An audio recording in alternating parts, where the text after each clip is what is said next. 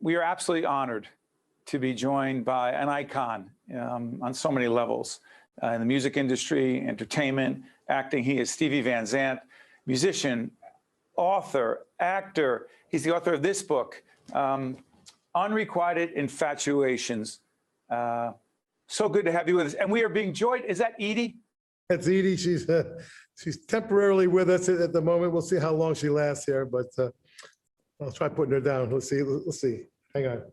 We'll see. Don't worry about it. Whatever happens, happens. Yeah. Sometimes she cooperates, sometimes she doesn't. But, she's like a lot of dogs and people I know, like our dog Pete. Ours is Petey, but I'll go, you know. Listen, let's do this. I have to tell you that along with so many others, I'm a Jersey guy. You are the Jersey guy, along with your friend Bruce. You've entertained, you've given so much to so many for so long in this state, in this nation, in the world. Your gift for music and creativity comes from where, Stevie? Ooh, I have no idea. You know, I guess it must be some kind of DNA. The only person I can think of that had any kind of, you know, showbiz in them at all was my grandmother, Nana Lento. She was always the life of the party, but, you know, no real direct, you know, my father supposedly, well, he's my stepfather, so there's no blood connection there, but he supposedly played trumpet when he was young, but he never played trumpet around the house. And so there's no real obvious musical connection. It's a strange thing, actually. You know, I don't know. However it happens, you begin to realize early on that you have a love of music. And by the way, can we plug, Stevie, if we could, on Sirius? What can people find on Sirius? We'll talk about the E Street Band and Bruce and the Sopranos and all that. But the Sirius, I love you on Sirius. Tell everyone what and where. Yeah, I brought the first two original formats to Sirius Satellite. She's almost 20 years ago now. My rock and roll station, Underground Garage, is 21, and my outlaw country station is Channel 60. And they both kind of have the same idea, which is playing music that most formats don't play anymore, that I consider to be the best music ever made. So they're both from a period I refer to as the Renaissance. It's mostly 50s, 60s, and 70s, but we play right up until, you know, we play new bands also, and in fact we've introduced over 1,000 new bands in 20 years. Yeah, so people are still putting together rock and roll bands, even though there's no logical reason to do it. You know, there's no real reward anymore, and it makes you want to support them even, you know, all the more, because they're doing it strictly out of passion at this point. You know, because you know, it's no longer part of the mainstream industry, and you know, we're back to being a cult. Let's face it. Well, Stevie, let's go back a few years, because I want to talk about politics and Sun City and your passion for being supportive of those who are struggling and suffering, and that you've just done so much in that regard. But I want to ask you, just get this part out of the way. I did hear you on other shows talk about this, but when you left the E Street Band, your relationship with Bruce, complex, close, personal, a whole bunch of things. You said it was a big mistake. Well, I've always referred to it as the biggest mistake of my life. But going back and doing the book really helped really put it in perspective. When you go back and really analyze it, it turns out that everything I've done in my life, I've done since I left the E Street Band. You know, so it seemed like a mistake at the time.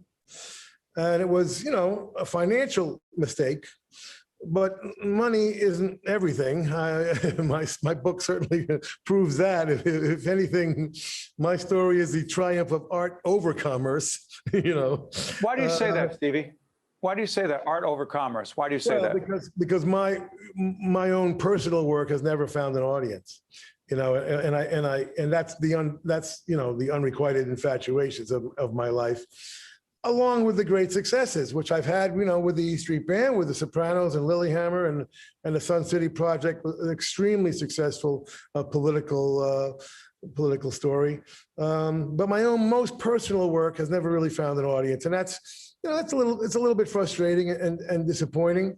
But I think the usefulness of the book, I hope, really is the second half of the book. When I leave, when I leave the E Street Band, and the first half of the book is a great story. Local kid from Jersey makes it to the top of rock and roll. Terrific story, and I don't mean to sound ungrateful about that, but the second half, starts to become a little bit more universal, and I think becomes more than a music book for music people. I think it's a little bit more general, and starts to talk about seeking a purpose in life and a usefulness and one's identity.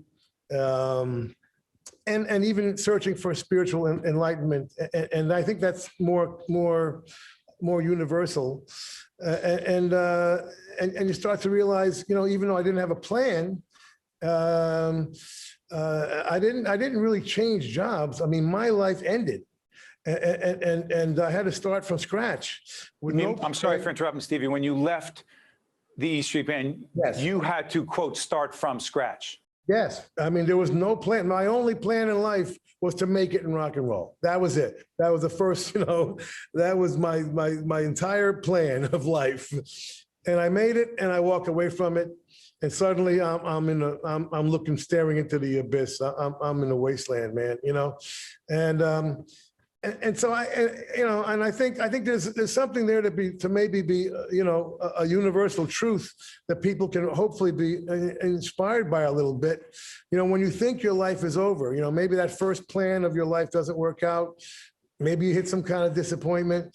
If you can find a way to move forward, you don't let it stop you. You don't get stopped by alcohol or drugs or commit suicide or any of those things that your first impulse may be, and all those things occurred to me. If you can find a way to move forward, destiny has a way of finding something that you may be you'll be surprised by. It's not. Destiny's not done with you yet. It's going to find something for you to do. And in my case, it was everything that I've done, Including Silvio Dante. I'm sorry for interrupting, Stevie. Including David Chase, the Jersey guy. I believe the Caldwell is Clifton somewhere. You didn't want to be an actor. You didn't want to be in front of the camera. And all of a sudden, you're Silvio Dante. And I think you said to him, in the book, you didn't want to take an actor's job. And he said, fine, I'll create something that wasn't for any other actor. I'll create it for you. Is that a fair assessment?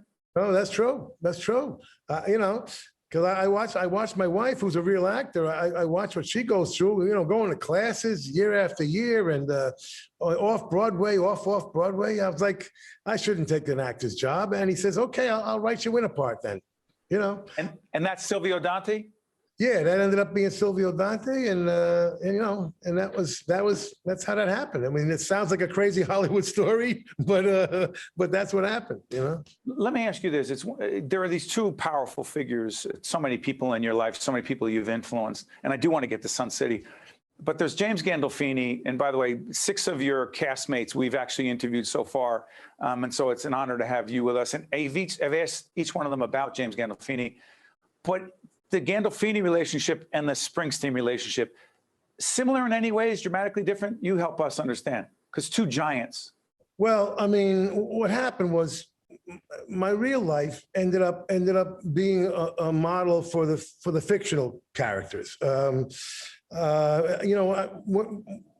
I started off, my character was running the strip club for the family. Bada bing. The bada bing. I just wanted to say that. I just wanted to say that, Steve. I'm sorry. Go ahead. But the role wasn't exactly well defined because we had just made it up, right? And what's interesting to me, and I don't even think this is in the book actually, which I'll have to put it in for the next edition because it just occurred to me. As detailed as David Chase was and is, and as thorough and you know, all about authenticity. He did not write in the underboss role or the consigliere. You know, now sometimes it's two different guys in you know, two different roles in the mob family. Sometimes it's the same guy. You know, sometimes the underboss is the consigliere. Sometimes they're two different guys. He didn't write those parts in.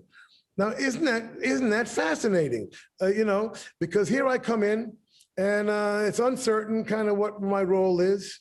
I think he picks up on the fact that me and Jimmy start bonding off screen, mostly because I think we're both character actors. You know, he's a character actor, I'm a side man.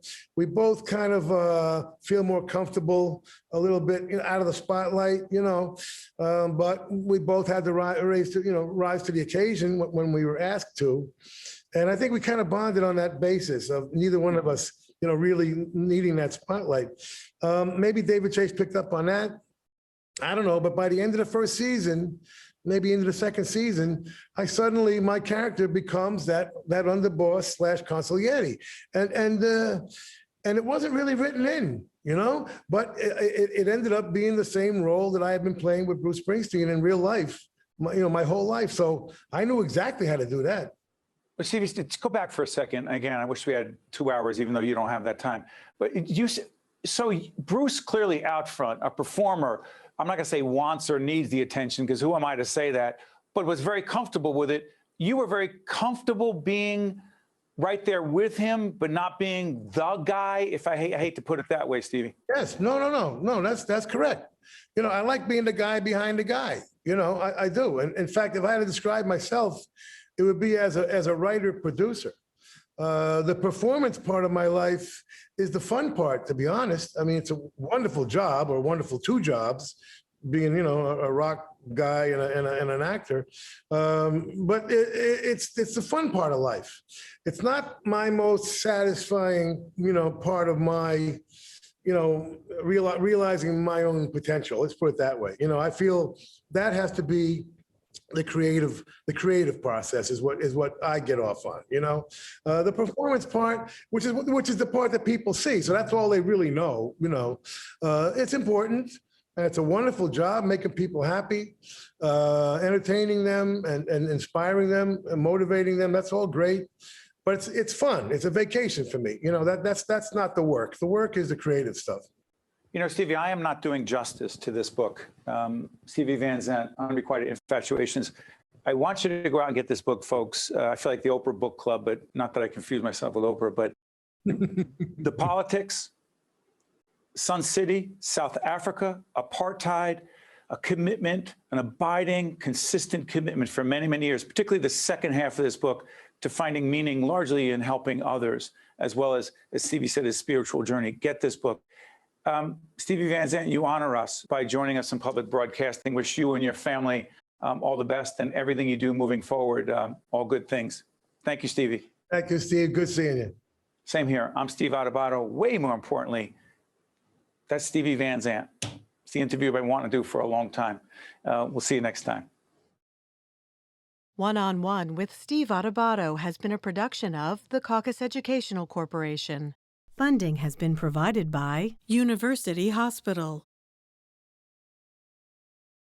Horizon Blue Cross Blue Shield of New Jersey, the New Jersey Education Association, the New Jersey Economic Development Authority, PSC&G, Johnson & Johnson, Choose New Jersey, and by Fedway Associates, Inc. Promotional support provided by NJ.com and by New Jersey Monthly. I'm Miles, and this is what I work for. To be my best for them and for me, in body and in mind. I need a health insurer that helps me get the care I need for both. That has mental health professionals that I can talk to when I need to. Because when I feel strong and secure, so do they. This is my life. And this is how Horizon Blue Cross Blue Shield of New Jersey works for me.